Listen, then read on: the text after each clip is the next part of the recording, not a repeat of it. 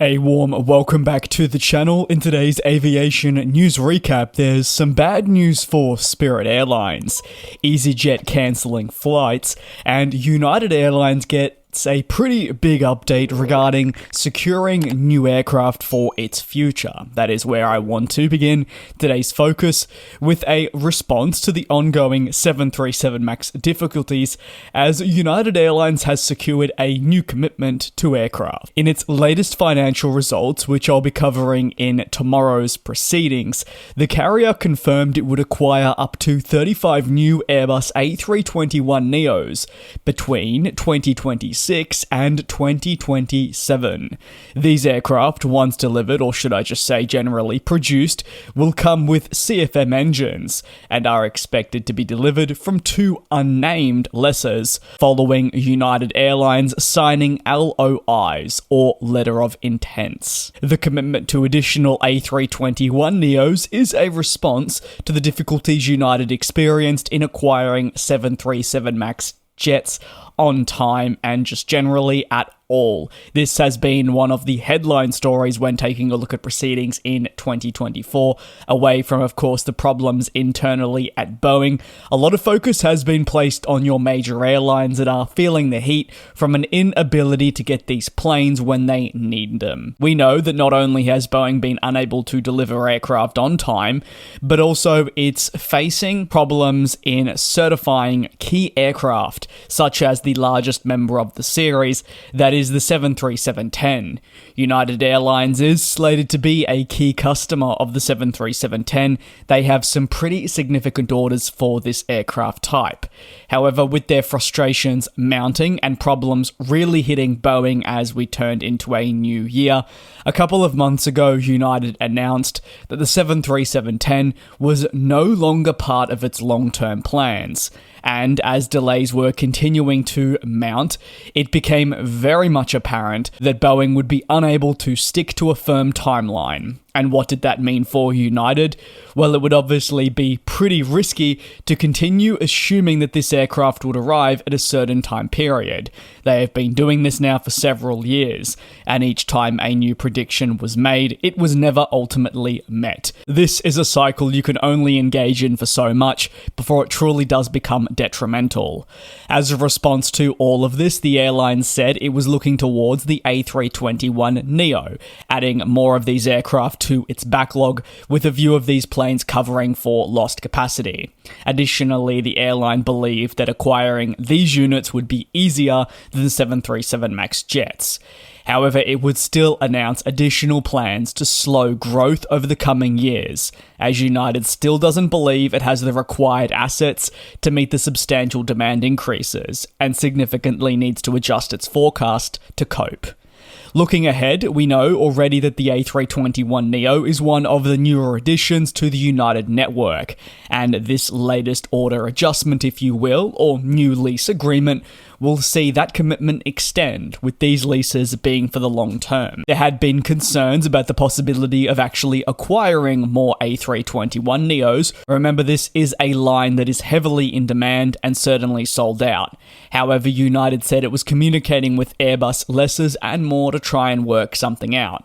It's evident now that it has worked such a thing out.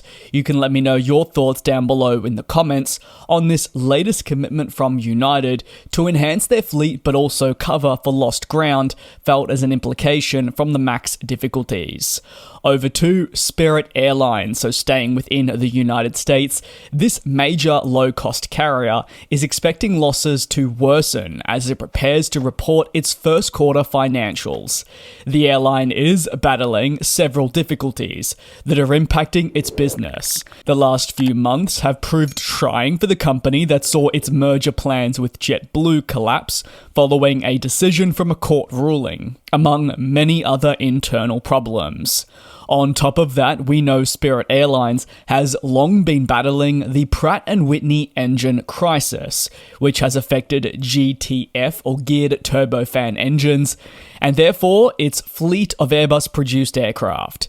The implications do hurt finance, but it also impacts its overall day-to-day operation, which has ramifications on its customers. Spirit Airlines has also faced voiced considerable concerns about none other than its business model, which we know has struggled to make money for some time. Analysts have obviously warned that the airline cannot continue without somehow looking to turn around its fortunes, as the ramifications could be potentially far worse than just, say, losses. Only a week ago, the company did unveil plans to furlough pilots and defer deliveries of all inbound Airbus next-generation planes to slow down its growth. The status now is the first quarter loss will likely be worse than initially imagined. The developments were disclosed in a filing with the US Securities and Exchange Commission.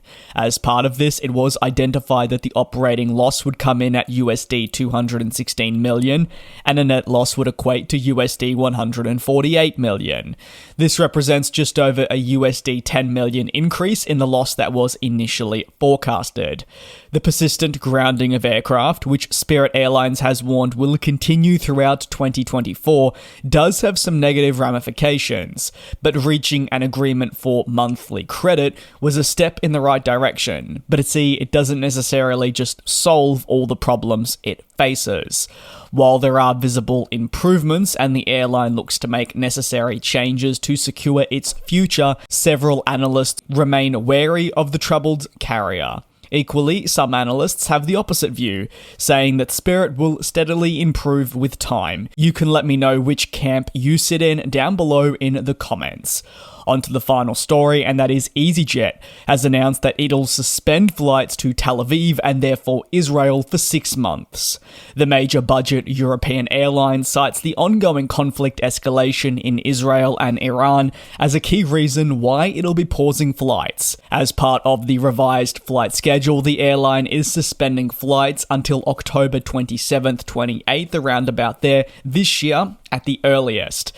For customers booked between now and then, the airline says it will be providing refunds alongside full support for travel reorganization plans. The airline's suspension of service for the remainder of the full summer schedule is a pretty significant development, as it becomes notably the first airline to make such a decision. easyJet's typical schedule saw flights towards Tel Aviv from several locations in Europe, and the United Kingdom alone saw Luton, Manchester, and Gatwick, with non-stop connections to the city in Israel. We know that many airlines have already responded to the ongoing conflict with brief service suspensions. However, most of them are now looking to return. Take a look at the United States, with United returning only a matter of weeks before they placed a temporary suspension, with counterparts Delta and American remaining a little bit more hesitant, with a recommencement expected later down the line. There are more negative ramifications than just, say, an airline flying, say, directly into the country. There is also airspace to deal with. We saw that through Qantas, who for a brief period needed to reroute one of their flights, which added equally a necessary but unnecessary stopover to one of their flagship flights. That's going to conclude today's aviation news recap.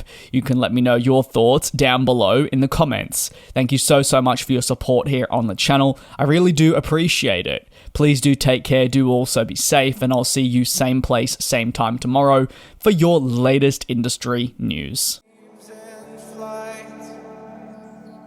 And we'll fly.